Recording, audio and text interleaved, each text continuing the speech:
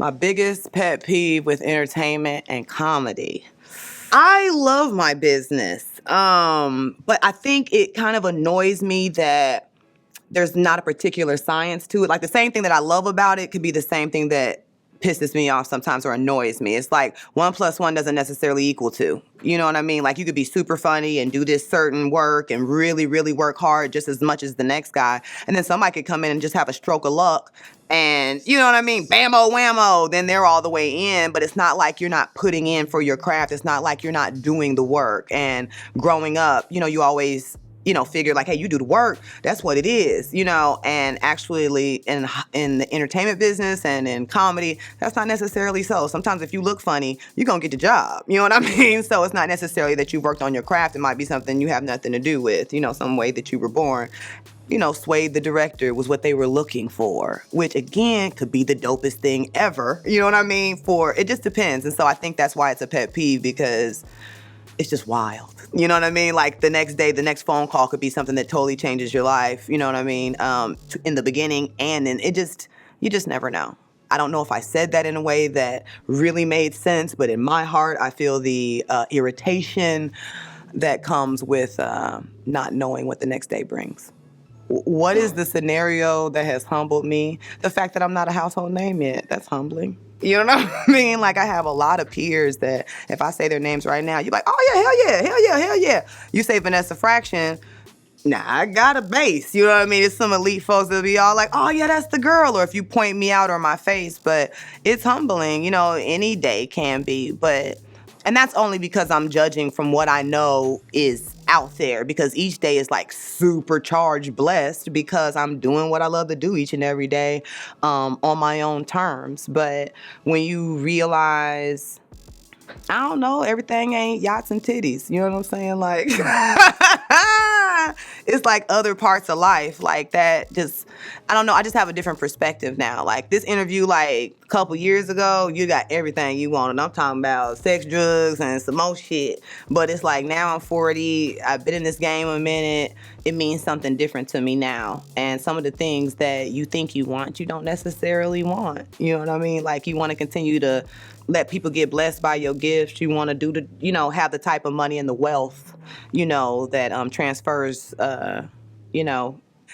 transfers generationally is what you want. And so, it's all that glitz and glam. I watch too many people, fucked up, unhappy, making excuses about wanting to get married or not, just because you don't know how to balance your shit. You know what I mean? Folks dying, drug overdosing. I used to pop a little few things, do a little sign.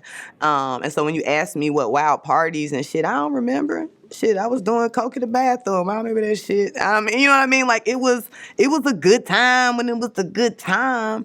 But now, like, it's so damn different now. It's funny, You grow up.